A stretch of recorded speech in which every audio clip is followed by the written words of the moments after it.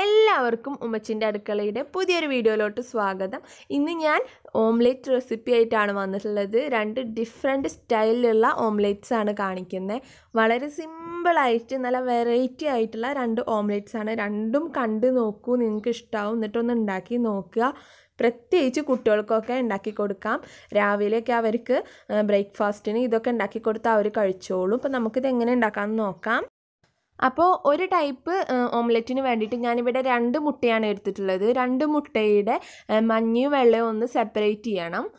അപ്പോൾ അത് പ്രത്യേകം നോക്കി ആക്കുക. ബൗളിൽ വെള്ളം ഉണ്ട് വെച്ചിട്ട് കുഴപ്പമൊന്നുമില്ല. ജസ്റ്റ് ഒന്ന് സെപ്പറേറ്റ് ചെയ്തെടുത്താൽ മതി. അപ്പോൾ രണ്ടും അങ്ങനെ ചെയ്യാം. ഇനി എന്താ ചെയ്യേണ്ടതെന്ന് വെച്ചാൽ ഈ മുട്ടയുടെ വെള്ളയിലോട്ട് നമുക്ക് 1 ടേബിൾ സ്പൂൺ പാൽ ഒഴിച്ചു കൊടുക്കാം. എന്നിട്ട് ഇത് നന്നായിട്ടൊന്ന് ബീറ്റ് ചെയ്തെടുക്കണം.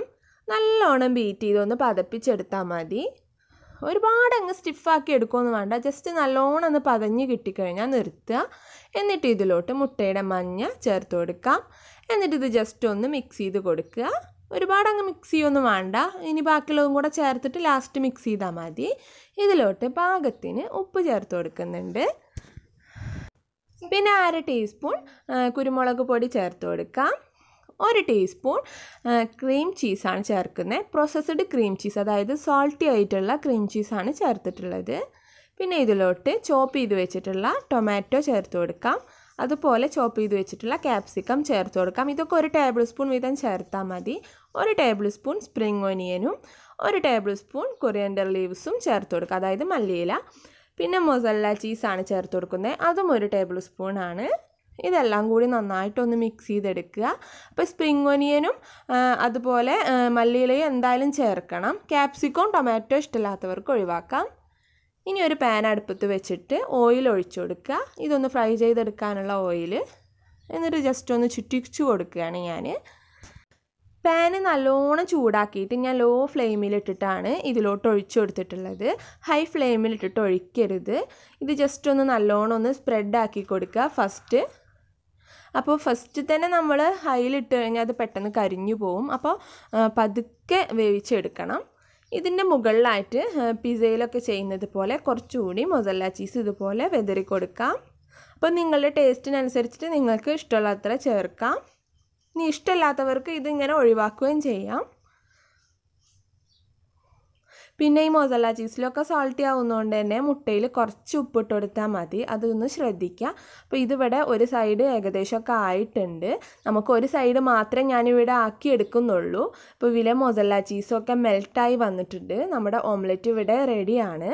അപ്പോൾ ഇനി ഇത് ഇങ്ങനെ കഴിക്കാൻ ഇഷ്ടമില്ലാത്തവർക്ക് ഇതൊന്ന് മറിച്ചിട്ടിട്ട് ജസ്റ്റ് ഒന്നുകൂടി മറ്റേ സൈഡും മൊരിയിപ്പിച്ചെടുത്തിട്ട് കഴിക്കാം. അപ്പോൾ ആണെങ്കിൽ മൊസല്ല ചീസ് മുകളിൽ വിതറേണ്ട ആവശ്യമില്ല. ഇങ്ങനെ ഫ്രൈ ചെയ്തെടുത്താൽ മതി. അപ്പോൾ നമ്മുടെ ഓംലെറ്റ് ഇവിടെ റെഡി ആയിട്ടുണ്ട്. ഇനി സെക്കൻഡ് ടൈപ്പ് ചെയ്യാം. അപ്പോൾ ഞാൻ നേരത്തെ എടുത്ത അതേ ബൗളിൽ തന്നെ 1 മുട്ട പൊട്ടിച്ചൊഴിച്ചിട്ടുണ്ട്. ഇതിലോട്ട് പാകത്തിന് ഉപ്പ് ചേർത്ത് കൊടുക്കാം. ഒരു നുള്ളിട്ട് കൊടുത്താൽ മതി, ഒരുപാട് അങ്ങ് ഇടേണ്ട ആവശ്യമില്ല.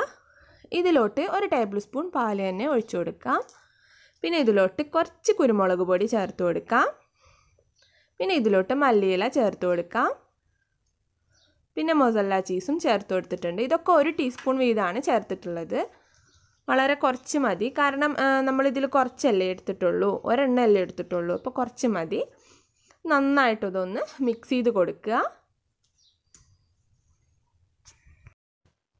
ഇനി 2 ബ്രെഡ് എടുക്കുക. എന്നിട്ട് അത് ഒരേപോലെ അടുക്കി വെക്കുക. എന്നിട്ട് ഇതുപോലെ സെൻറ്റർ പീസസ് ഒന്ന് മുറിച്ച് കൊടുക്കാം. ഞാനിവിടെ സ്ക്വയർ ഷേപ്പിലൊന്ന് മുറിച്ച് കൊടുക്കുകയാണ്. രണ്ടും ഒരേപോലെ വെച്ച് കഴിഞ്ഞാൽ നമുക്ക് ഒരേ ഷേപ്പിൽ തന്നെ കട്ട് ചെയ്തെടുക്കാം. അപ്പം നിങ്ങൾക്ക് വേണമെങ്കിൽ നടുവിൽ സ്ക്വയർ തന്നെ വേണമെന്നില്ല, റൗണ്ട് എടുക്കാം, അതുപോലെ ഹാർട്ട് എടുക്കാം. ഏത് വേണമെങ്കിലും നിങ്ങളുടെ ഇഷ്ടത്തിനനുസരിച്ചുള്ള ഷേപ്പ് ഉണ്ടാക്കിയെടുക്കാം. ഞാനിവിടെ സ്ക്വയർ ആണ് ചെയ്യുന്നത്. അപ്പോൾ ഇതിൻ്റെ സെൻറ്റർ പീസ് ഒന്ന് മാറ്റാം.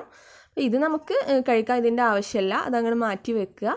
ഇനി നേരത്തെ എടുത്ത സെയിം പാനിൽ 1 ടേബിൾ സ്പൂൺ ബട്ടർ ഇട്ട് കൊടുക്കുകയാണ്.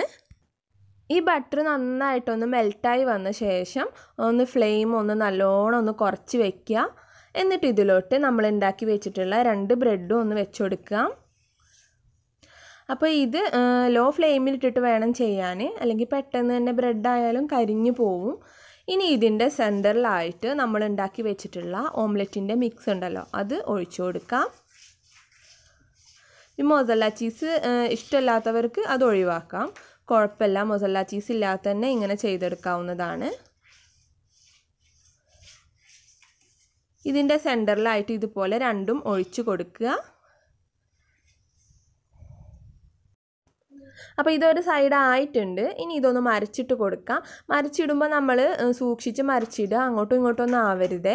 അപ്പം ഞാൻ ജസ്റ്റ് 1 മിനിറ്റ് ഒന്ന് വെച്ചിട്ട് ഒരു ബ്രെഡിനെ തിരിച്ചും ഇങ്ങോട്ട് തന്നെ ഇട്ടിട്ടുണ്ട്, മറിച്ചിട്ടിട്ടുണ്ട്. എന്നിട്ട് അതിൻ്റെ മുകളിലായിട്ട് മൊസല്ല ചീസ് ഗ്രേറ്റ് ചെയ്തത് ഇട്ട് കൊടുക്കാം. ഇങ്ങനെ മൊസല്ല ചീസ് തന്നെ വേണമെന്നില്ല, നിങ്ങൾക്ക് വേണമെങ്കിൽ ഇതിൻ്റെ ഉള്ളിൽ പീനട്ട് ബട്ടർ ഫില്ല് ചെയ്യാം. അതുപോലെ തന്നെ നിങ്ങൾക്ക് വേണമെങ്കിൽ നമ്മുടെ ബർഗറിലൊക്കെ യൂസ് ചെയ്യുന്ന ഷീറ്റ് ചീസ് ഉണ്ടല്ലോ അത് യൂസ് ചെയ്യാം. അതൊക്കെ നിങ്ങളുടെ ഇഷ്ടത്തിനനുസരിച്ചിട്ട് ചെയ്യാം. എന്നിട്ട് ഇതുപോലെ മറ്റേ ബ്രെഡ് എടുത്തിട്ട് അതിൻ്റെ മുകളിൽ വെക്കുക. എന്നിട്ട് ജസ്റ്റ് ഒന്ന് തിരിച്ചിട്ട് കൊടുക്കുക. 2 സൈഡും ഒന്ന് വെച്ച് കഴിയുമ്പോഴത്തേനും അതിലെ മൊസല്ല ചീസൊക്കെ നല്ലോണം ഒന്ന് മെൽട്ടാവും. സെക്കൻഡ് ടൈപ്പ് ഇവിടെ റെഡി ആയിട്ടുണ്ട്. നല്ല ഈസി ആയിട്ടുള്ള 2 ടൈപ്പ് ഓഫ് ഓംലെറ്റ്സ് റെസിപ്പീസ് നിങ്ങൾക്ക് ഇഷ്ടമായി കാണുമെന്ന് വിശ്വസിക്കണം. എന്തായാലും ട്രൈ ചെയ്ത് നോക്കുക, കുട്ടികൾക്കൊക്കെ ഉണ്ടാക്കി കൊടുക്കുക, എന്തായാലും ഇഷ്ടമാവും. അപ്പോൾ നിങ്ങൾക്ക് ഈ വീഡിയോ ഇഷ്ടമായിട്ടുണ്ടെങ്കിൽ ലൈക്ക് ചെയ്യാനും ഷെയർ ചെയ്യാനും കമൻറ്റ് ചെയ്യാനും മറക്കരുത്. ഒപ്പം തന്നെ എൻ്റെ ചാനൽ ഒന്ന് സബ്സ്ക്രൈബ് ചെയ്തേക്കുക. നമുക്ക് ഇൻഷാ അല്ലാഹ് ഇനി അടുത്തൊരു റെസിപ്പി ആയിട്ട് കാണാം. താങ്ക്